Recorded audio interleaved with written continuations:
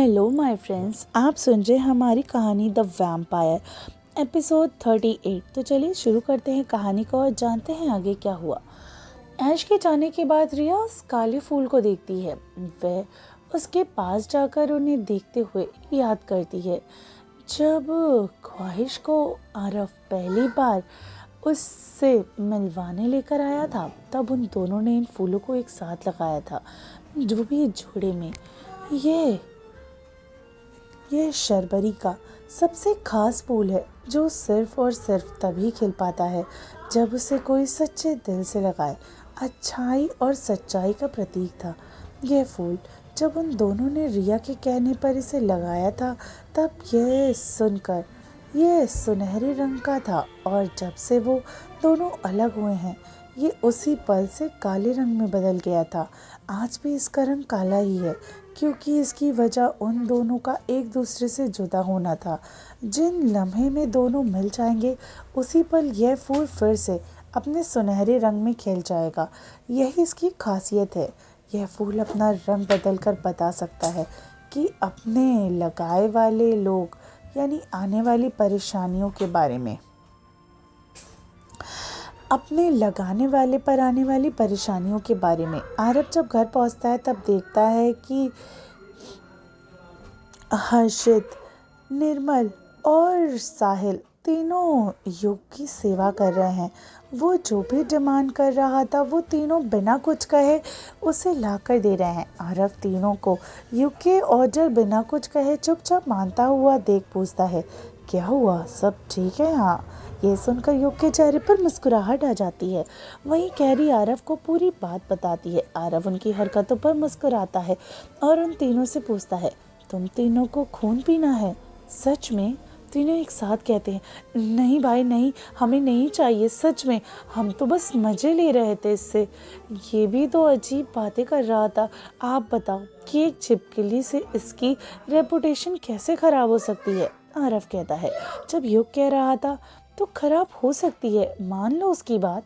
तीनों कहते हैं, ये गलत बात है भाई, सब इसकी साइड ही ले रहे हैं। आरव कहता है, मॉम ने किसका साइड लिया? युग का, इसलिए मैं भी इसी की तरफ हूँ। तीनों कहते हैं, भाई ये गलत है। कैरी कहती है, भाई ये तीनों मॉम को गलत बोल रहे हैं। आरव तीनों को घूर कर देखता है। तीनों कहते हैं, नहीं भाई नहीं, हमारा तो ये मतलब बिल्कुल भी नहीं था, हम तो बस। आरव युग से कहता है, अगर तीनों में से कोई भी परेशान करे तब मुझे बता देना। युग कहता है, love you Aarav, my angel. And in तीनों को तरफ देखकर तीनों को चिढ़ाने वाला फेस बनाकर तीनों को चिढ़ाता है। तीनों से इशारा करते हुए कहते हैं, तुझे हम बाद में बताएंगे। युग के बच्चे। आरव उन तीनों को कहता है, अपनी पनिशमेंट अच्छे से पूरी करना वरना। कैरी कहती है, भाई मैं इन पर नज़र रखूंगी। तीनों कहते हैं, तुम बहन हो या दुश्मन? कैरी कहती है, मैं युग भाई की साइड हूँ और तुम तीनों देख लो अपना, क्या समझना चाहते हो मुझे? ये कहकर वह अपने कंधे उचका देती है। अगले दिन ख्वाहिश और ईशा देर तक सो रही थी। वहीं नैना दी दोनों को जगाने आती हैं। दोनों को सोता देखकर कहती हैं, ये लड़कियां भी ना कितने बेढंगे तरीके से सो रही हैं, क्या होगा इनका? वो ख्वाहिश को जगाती है। ख्वाहिश जो बेड के किनारे पर सो रही थी, वो नैना के जगाने पर नीचे गिरने वाली थी। नैना उसे पकड़ कर लेती है और ईशा पूरे बेड पर फैल कर सोई हुई थी। ख्वाहिश नींद से उठकर ही बेड पर बैठ जाती है। नैना दी कहती हैं, ये कैसे सो रही थी यार तुम? अभी मैंने तुम्हें पकड़ा नहीं होता ना तो तुम नीचे पड़ी होती। ख्वाहिश नींद में कहती है, ये ईशा की बच्ची मुझे सोने ही नहीं दे रही थी। ये कहकर वह नैना के कंधे पर सिर रख लेती है। नैना उसके बालों पर प्यार से हाथ फिराती और कहती, सुबह हो गई है बच्चा, कॉलेज भी तो जाना है तुम्हें। ख्वाहिश थोड़ी देर तक ऐसे ही उनके कंधे पर सिर रख कर बैठी हुई थी। कुछ देर के बाद वह उठ जाती है। ख्वाहिश के उठ जाने के बाद नैना दी वहाँ से चली जाती हैं। ख्वाहिश आराम से सोई हुई ईशा को देखती है, फिर याद करती है कैसे पूरी रात इसने परेशान किया था। वो साइड में रखा पानी से भरा हुआ जग उठाती है और ईशा के ऊपर ही उड़ेल देती है। ईशा चिल्लाते उठती है और ख्वाहिश के हाथ से पकड़ते हुए जग की तरफ देखकर कहती है, जालिम लड़की, सुबह सुबह ऐसा कौन करता है? ख्वाहिश कहती है, तू इसी लायक है, तूने मुझे कल रात सोने नहीं दिया, उसी का बदला है ये। और हाँ, रेडी हो जा मैडम, कॉलेज भी जाना है।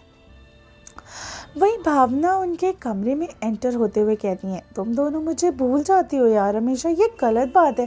मैंने सुबह सुबह ईशा के इंस्टाग्राम प्रोफाइल पर तुम दोनों की ये पिक देखी, इसलिए यहाँ आ गई। तुम दोनों मुझे कभी भी इन्वॉल्व नहीं करती ना। ख्वाहिश भावना के पास जाकर उसके गले लगकर कहती है, ऐसा नहीं है मेरी जान, मुझे पता है ना ये कभी भी यहाँ आ जाती है और उस वक्त मैं तुझे बता ना पाना पॉसिबल नहीं हो पाता। भावना कहती है, जानती हूँ, लेकिन एक बात बताओ यार, तुम दोनों कुंभकर्ण इतनी देर तक सो रहे हो, कॉलेज नहीं जाना है क्या? ये कहकर वह ईशा की तरफ देखती है और हंसने लगती है।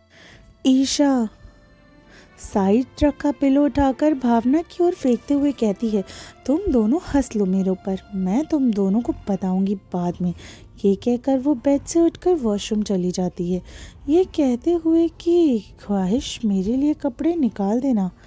ख्वाहिश भावना को कहती है, तुम हमारा इंतज़ार करो, ठीक है, कुछ देर में हम रेडी होकर चलेंगे कॉलेज। भावना कहती है, ओके। फिर वहाँ पे झिंगी के साथ खेलने लग जाती है।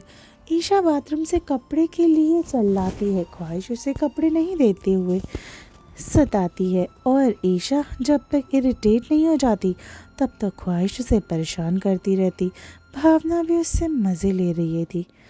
ईशा कपड़े पहनकर बाथरूम से बाहर आती है और कहती है, तुम दोनों को तो मैं छोड़ूंगी नहीं। ख्वाहिश जल्दी से अपने कपड़े लेकर बाथरूम में घुस जाती है। ईशा उसे बाहर से लॉक कर देती है। कुछ देर के बाद जब ख्वाहिश बाहर निकलने के लिए दरवाज़ा खोलती है तब वो नहीं खुलता। ख्वाहिश दरवाज़ा खोलने के लिए कहती है। ईशा कहती है, तू इसी में बंद रह, तेरी यही सज़ा है। वो भावना को भी दरवाज़ा नहीं खोलने देती, उसका हाथ पकड़कर बैठ जाती है। इतने में ही नैना दी कमरे में आकर दरवाज़ा खोल देती है और कहती है, तुम लड़कियों ने आज पूरा घर सर पे उठा रखा है। ख्वाहिश कहती है, ये सब इस ईशा का किया धरा है, ये मुझे बहुत परेशान करती है। ईशा कहती है, दी ये भी कम नहीं है, मैं स्वीट और भोली होने का नाटक करती हैं। जब देखो मेरे साथ क्या किया है इसने बताया ना, तो सच में इसने बताऊं क्या आपको? ईशा और ख्वाहिश एक दूसरे को घूरते हुए सामने आ जाती हैं। नैना दी बीच में आते हुए कहती हैं, बस करो यार तुम दोनों, चुप हो, आप रेडी होके नीचे आओ। नैना दी, बाप रे, अच्छा ये दोनों सगी बहनें नहीं हैं, जाने क्या होता है इनका। तब अभी भी कैसे जंगलियों की तरह लड़ रही हैं, मैं अभी कभी नहीं लड़ी ख्वाहिश के साथ ऐसे। ईशा ख्वाहिश की अलमारी से सारे कपड़े फैला देती है, ये कहकर कि मुझे ये नहीं पसंद, मुझे वो नहीं पसंद। ख्वाहिश बस ईशा पे चिल्लाते हुए और अपने कपड़े समेटते हुए रह जाती है। दोनों लड़ते झगड़ते हुए रेडी हो जाती हैं।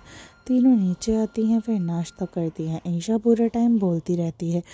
आर्यन मन में कहता है, क्या मुसीबत है यार ये लड़की, ख्वाहिश इसे कैसे झेलती होगी। ईशा आर्यन से कहती है, तुमने कल एंजॉय किया ना, मज़ा आया होगा? नैना दी ईशा की मुस्कुराहट देखकर उससे पूछती है, तुमने इसके साथ क्या शरारत की ईशा? ईशा कहती है, ज़्यादा कुछ नहीं, इसने पी हुई थी इसलिए इसका नशा उतारने के लिए ठंडे पानी में फेंक दिया था मैंने इसे।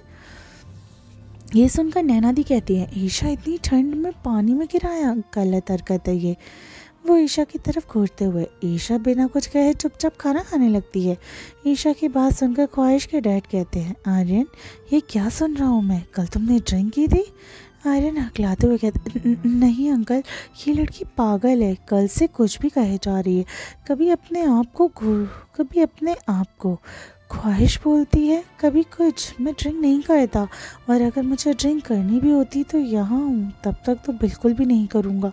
फिर ख्वाहिश की तरफ देखता है और फिर ख्वाहिश की तरफ से उसे ख्वाहिश ने बैट से मारा वो याद आ जाता है। वह मन में कहता है, लगता है ख्वाहिश पर इसी का असर है, ऐसे जंगली लोगों के साथ रहेगी तब ऐसी ही तो हरकत करेगी ना, और इनके जैसी ही बन जाएगी। ख्वाहिश के डैड आर्यन को कुछ नहीं कहते, तीनों कॉलेज के लिए निकल जाते हैं। भावना रास्ते में पूछती है, ये कल रात वाला कांड क्या था ईशा ने? ईशा हंसते हुए कहती है, बस उसे थोड़ा मज़ा चखाया था और कुछ नहीं। आया बड़ा पूछने वाला, मेरी ख्वाहिश कैसी है? ये मेरा हक है, भावना कहती है, मुझे लगता है ये सिर्फ तेरा जन्मसिद्ध अधिकार है कि तू पूछे वो कैसी है। आधे वक्त तो तू उसका खून जलाती रहती है। उसके कमरे की क्या हालत की है तूने एक दिन में, जंगली लड़की। ईशा मुंह चढ़ाते हुए कहती है, वो मेरा भी कमरा है, सिर्फ इसका नहीं है, समझी। ख्वाहिश ईशा की तरफ घूर कर देखती है और कहती है, मेरा कमरा कब तेरा बना हूँ? वो सिर्फ मेरा कमरा है। जितना हक तू जताती है ना मुझ पर, उतना तो मेरे मम्मी पापा भी नहीं जताते। ईशा कहती है, हाँ, क्योंकि उनसे ज़्यादा हक मेरा भी है तुम पर, ठीक है। भावना कुछ नहीं कहती क्योंकि उसे पता था कि ईशा ख्वाहिश पर अपनी सगी बहन से भी ज़्यादा हक जमाती है और इसी मामले में वो कुछ नहीं कह सकती थी और कहना चाहती भी नहीं थी। ख्वाहिश के लिए ईशा के इस प्यार को समझती भी थी। तीनों कॉलेज पहुंच चुके थे। अंशुल तीनों को एक साथ आते देखकर पूछता है, कहाँ से आ रही हो यार तुम तीनों? ईशा कहती है, तुझे क्यों बताएं? अंशु कहता है, यार तू मत बता, ख्वाहिश बताएगी। ईशा ख्वाहिश को घूर कर देखती है। शिव वहाँ आते हुए ईशा के सिर पर मारकर कहता है, उसे डराना बंद कर। अंशु सही कहता है, तू चुड़ैली है। ये सुनकर अंशु हंसते हुए लगता है और जेनी भी उनके बीच आ जाती है। उसे देखकर ईशा मुंह बना लेती है। ख्वाहिश कहती है, क्लास के लिए चलें? क्या पहले ही बहुत लेट हो चुके हैं? सब क्लास लेने के लिए अंदर चले जाते हैं। वहीं आरव पर पड़ती है ख्वाहिश की नज़र। उसे कल रात जो भी कुछ हुआ सब याद आता है। वो सोचती है, इसे कैसे थैंक यू बोलूँ, मेरी 2 बार इसने मदद की है। सब क्लास अटेंड करते हैं। उसके बाद वह सब कैंटीन की तरफ जा रहे होते हैं। वहाँ रास्ते में कुछ बच्चों का वीडियो देखते हुए ही देखते रह जाते हैं। अंशु वहाँ जाकर उनसे पूछ लेता है, वो क्या देख रहे हैं? वो सब अंशु को वो वीडियो दिखाते। अंशु उनको वो वीडियो लेकर दिखाता है और सबको दिखाता है। ख्वाहिश उस वीडियो को देखकर चौंक जाती है। उस वीडियो में वही कल रात वाले 4 लड़के थे जिन्होंने उसे ज़बरदस्ती लिफ्ट देने की कोशिश की थी और ये चारों इस वीडियो में मरे हुए थे। ऐसा लग रहा था जैसे उन्हें किसी जानवर ने मारा।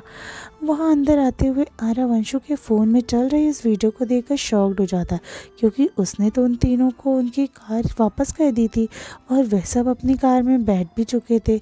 उसके सामने शिव कहता है, इस जंगली जानवरों से खतरा बढ़ता ही जा रहा था। ये वही जगह है जहाँ से हम रोज़ निकलते हैं। ये जानवर अब शहर भी पहुँच चुके हैं। ख्वाहिश को बुरा लगता है कि उसकी वजह से किसी की जान चली गई। वो वहाँ से उठकर चली जाती है। ईशा उसके पीछे जाती है और उससे पूछती है, क्या हुआ ख्वाहिश? ख्वाहिश कहती है, ईशा, ये चारों वही लड़के हैं जो कल रात मेरे साथ बदतमीज़ी कर रहे थे। आरव ने उन्हीं की कार से मुझे घर ड्रॉप किया था। अगर हमने उनकी कार नहीं ली होती तब शायद वो नहीं मरते। ईशा चौंकते हुए कहती है, क्या? कहीं आरव ने तो इन्हें नहीं मारा?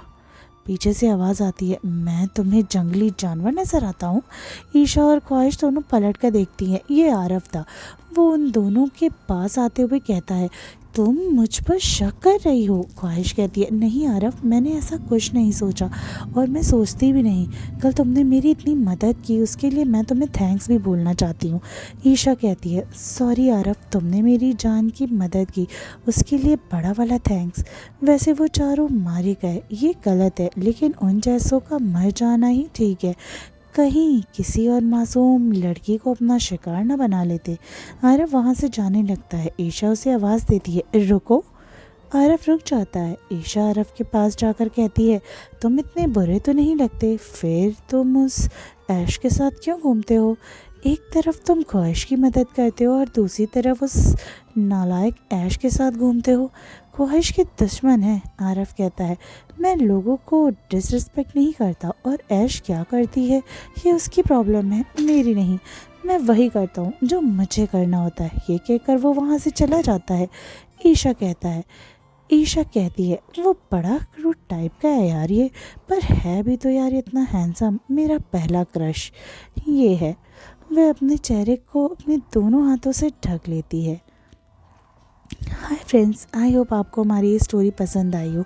मिलते हैं कहानी के अगले एपिसोड में। स्टोरी पसंद आया तो चैनल को लाइक, सब्सक्राइब और शेयर कीजिए।